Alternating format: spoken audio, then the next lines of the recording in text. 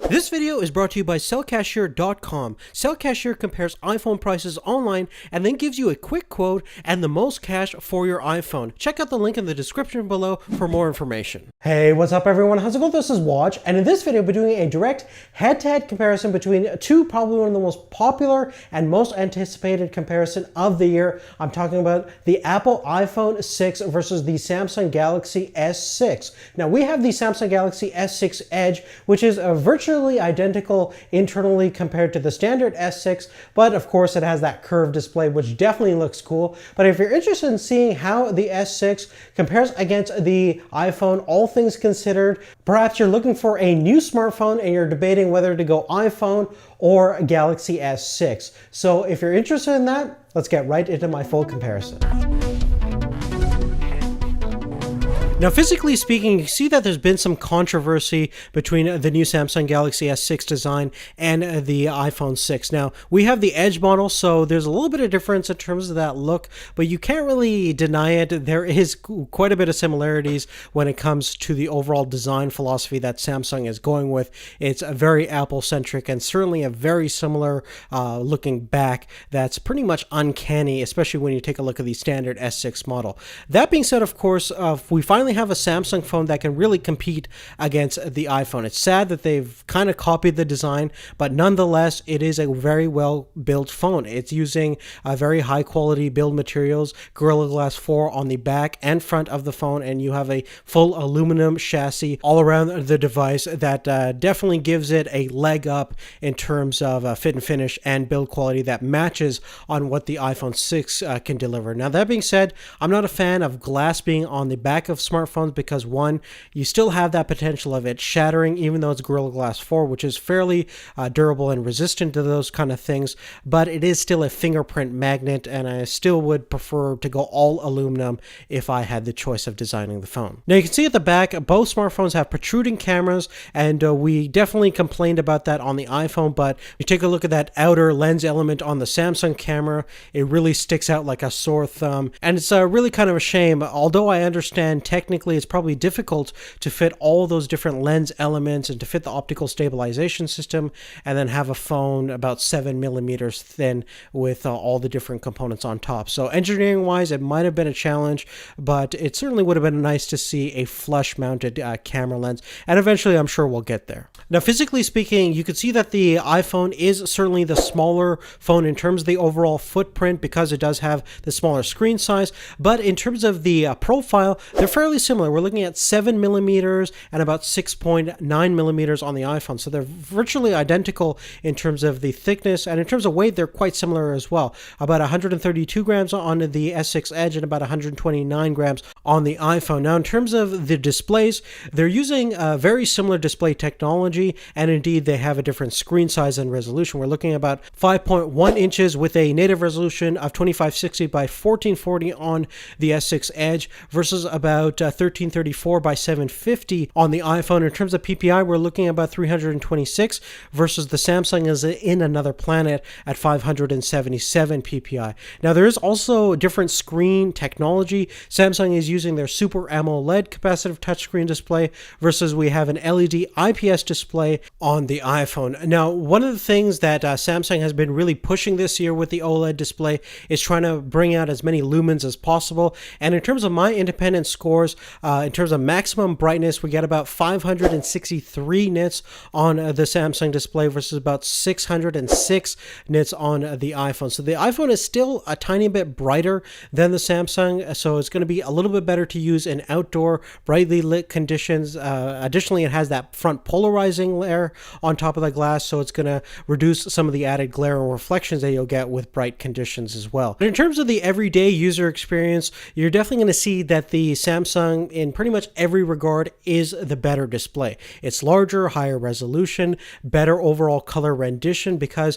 one of the things they've done with the new OLED display is really make sure that the colors are very nicely balanced and not over exaggerated and oversaturated with tons of contrast. They're making a very representative and realistic looking image and going away from that old-fashioned surreal Samsung look that we've seen in previous generation Galaxy S phones. Now, that being said, the iPhone is still a fantastic fantastic viewing experience. Sure, it's a sub 1080p resolution, but in most cases it doesn't really matter, and some people might sacrifice that resolution to have that overall smaller form factor. Now, in terms of realistic clarity differences, since we have such a difference in terms of PPI count and resolution, I do find that text and photos does seem to be sharper on the display on the Samsung. The numbers don't lie. You're eventually going to see that difference, even though it might be slight.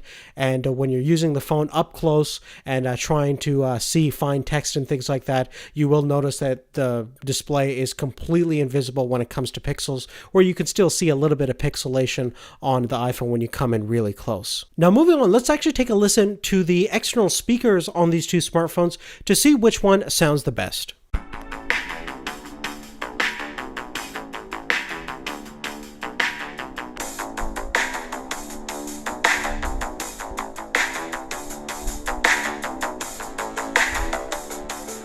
Now let's briefly go over the internal specifications on these two smartphones. Now, both are quite similar in terms of the design philosophy when it comes to the internal architecture. They're both using a custom-built chip that is specifically designed for the phone. So on the Samsung side, they're using a custom Exynos 7420 chip. It is an octa-core CPU that is comprised of 2 quad cores. And in terms of graphics, we have the MLI T760 chip, and we have 3 gigabytes of RAM.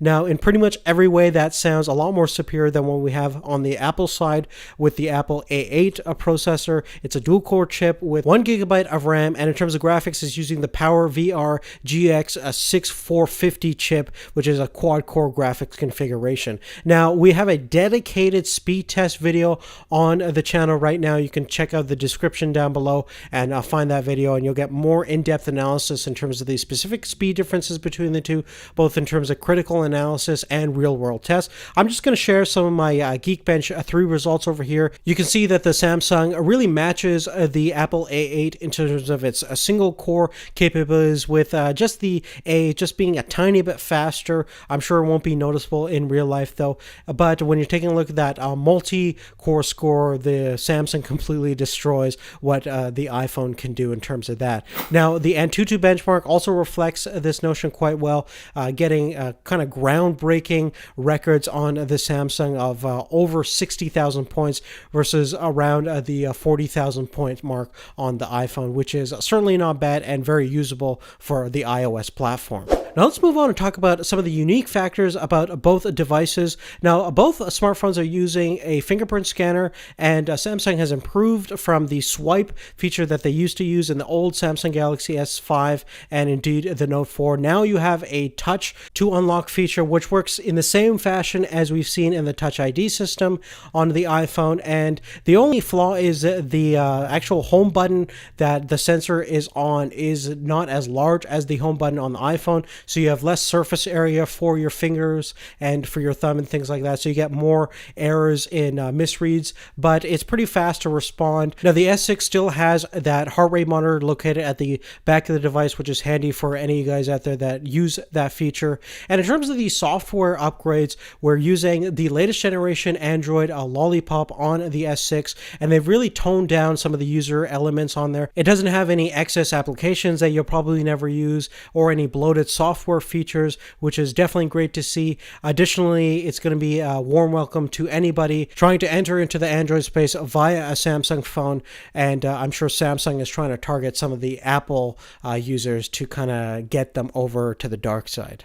Now, moving forward, in terms of the camera differences between the two, we actually have a dedicated camera video on the channel right now and indeed in the description, so definitely check out that for in-depth camera analysis. But in terms of the specifications, there's a pretty big difference. In terms of the front-facing side, we have a 5 megapixel stills capabilities and 1080p video capturing capabilities on the Samsung, and only a 1.2 megapixel stills and 720p video on the iPhone. Turning it over to the rear-facing side, 16 megapixel stills versus versus 8 megapixel stills, and we have a 4K video versus 1080p at 60 frames per second on the iPhone. Most importantly, we have optical stabilization on the Samsung, which is a very similar system that we've seen in the Note 4 and the same system that's in the iPhone 6 Plus. So that means better low light performance because it can stabilize that shot better in situations where there's less light because the lens moves separately from the sensor. Furthermore, you should have a smoother video footage when you're shooting video on the Samsung as well. And when you take a look at the samples over here, you could see that in terms of the sharpness, you're going to find that the Samsung will deliver sharper looking images, especially in well-lit situations. When you're indoors or shooting at night, the Samsung tends to overexpose things a little bit, and even though things are fairly clear because you have the optical stabilization system, it doesn't look as nice, especially in low light situations, as the iPhone that 9 times out of 10 will shoot pretty decent looking photos and videos, especially for online distribution. In terms of the video specifications, obviously when you're shooting 4K, you're going to have more resolution to play with and indeed more sharpness, but the theme continues when you're in low light condition. All that resolution kind of goes to waste, and you'll find better looking results for even video when you're in more dimly lit situations. Now, last but not least, we're going to talk about the battery performance out of these two smartphones. Now, in terms of the battery capacity, we have 2600 milliamp hours on the Samsung S6 Edge versus about 1810 milliamp hours on the iPhone 6. Now, if you get the standard S6 model, you're looking at about 50 milliamp hours less, but the performance is fairly representative on both smartphones, so there's really no difference there. And in terms of my independent scores, I got around 16 hours of usage based on my behavioral profile and about 13 hours of usage on the iPhone. Now, for more detailed information, you definitely want to check out our video that we made on a dedicated battery comparison between these two, where we find out exactly what the differences are between real world tests and indeed more critical analysis on the battery performance. But in synopsis, the Samsung Galaxy S6 and S6 Edge will generally give you better overall battery performance. But other than that, guys, that's really it. So definitely check out our other dedicated videos on the Samsung Galaxy S6 versus the iPhone in terms of battery, camera, and the overall speed difference. So make sure you've checked out those dedicated videos to get more of a better idea on the difference between the two. But hopefully this gives you a good direction on whether you're going to go for the iPhone or the Samsung. So definitely let me know what you guys think in the description below. Give us a thumbs up if you like this video, and we'll see you later. Take care. Now, just one last thing, guys. I get a lot of people asking me